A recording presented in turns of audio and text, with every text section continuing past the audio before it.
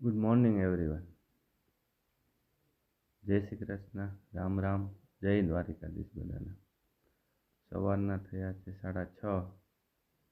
આપણે નીકળી ગયા છીએ વાડી તરફ ભેંસને દોવા માટે. તો સૌ પ્રથમ આપણે ચેક કરી લઈએ છીએ આપણી ગાડીમાં ચાર્જિંગ બાર્જિંગ તો છે ને. કાલે બહુ ફેરવી હતી. ચાલો, ચાર્જિંગ બાર્જિંગ તો બધું ઓકે છે. વાડી સુધી પહોંચી જશે અને આખો દિવસ તો ચાલી જશે, નહીં વાંધો આવે. તો તમને થોડો વાડીના જે આપણો રસ્તો છે એ તમને થોડો બતાવી દઉં છું. 20ની સ્પીડ ઉપર તો લગભગ ગાડી નથી હાલતી આ રસ્તા ઉપર, પણ સારો એવો રસ્તો છે.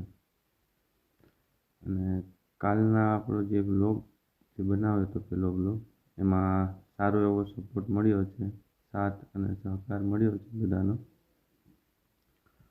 100 વ્યૂઝ થઈ ગયા છે.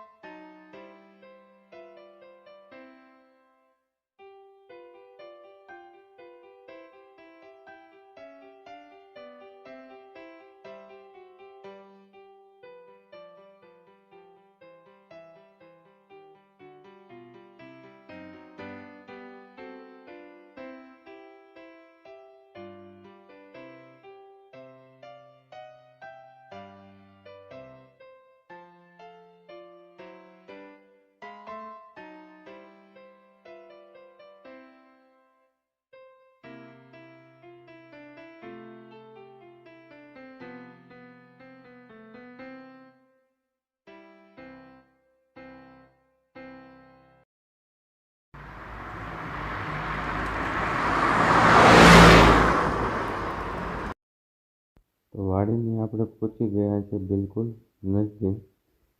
લગભગ 1.5 થી 2.5 કિલોમીટરનો આપણો રસ્તો છે વાડીનો. તો વાડીથી એકદમ નજદીક આપણે પહોંચી ગયા છીએ. તો મિત્રો, વાડીએ આપણે પહોંચી ગયા છીએ ફાઇનલી. અને થોડું અંધારું છે, વહેલા પહોંચી ગયા છે આજે વાડીએ.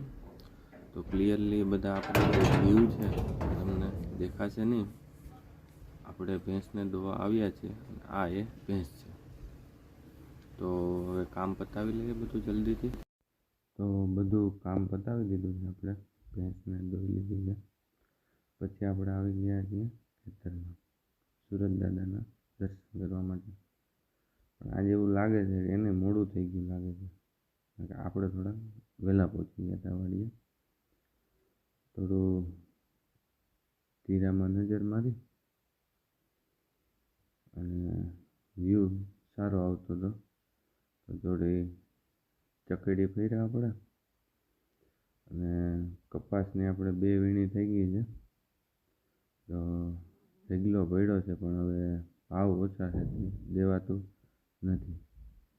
મોબાઈલને ચકડા મારવા, સારો વ્યૂ કેપ્ચર કર્યો અને સવારની ગુલાબી જે કહેવાય ને કે ઠંડી, એની મજા લીધી આપણે.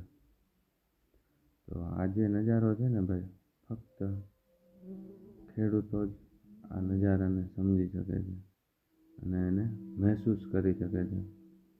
તો જય જવાન, જય કિસાન. ખેતીમાં આ મેસી અને ફૂટબોલમાં ઓલો મેસી, એ બેનો કોઈ જવાબ જ નથી. આ બેને એકેય ન પહોંચે. તો ખેતીમાં હંમેશા મેસી, ફર્ગ્યુસન.